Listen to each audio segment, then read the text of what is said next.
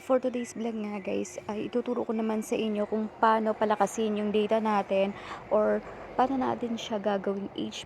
Kasi minsan kadalasan guys is nakailang yan. Ibig sabihin yan wala kang data niyan at mabagal pa yan lalo na kung ikaw ay nasa medyo bundok-bundok. So gagawin natin guys is pupunta lang kayo dito sa settings at hanapin nyo lang yung inyong SIM card. So, i-type nyo na lang dyan. Kung hindi nyo makita guys, yung sa akin kasi nasa unahan.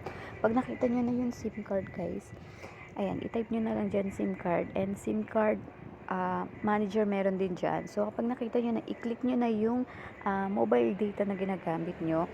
And then, hanapin nyo yung Repair Network. So, dyan sa Repair Network guys, is may tatlong nakalagay dyan.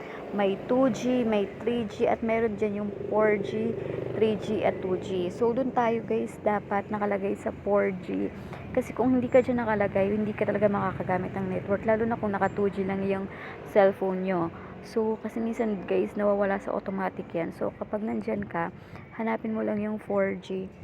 At dun mo lang ilagay yung inyong network. Meron kasi dyan lalabas 2G at saka 3G. So, ang phone na kasi natin guys ngayon is, karamihan is 5G at 4G. So, ayan yung gagawin nyo guys. Lagi nyo lang ilalagay siya sa 4G para malakas yung network ng ating data. So, ayan lang guys. Thank you for watching.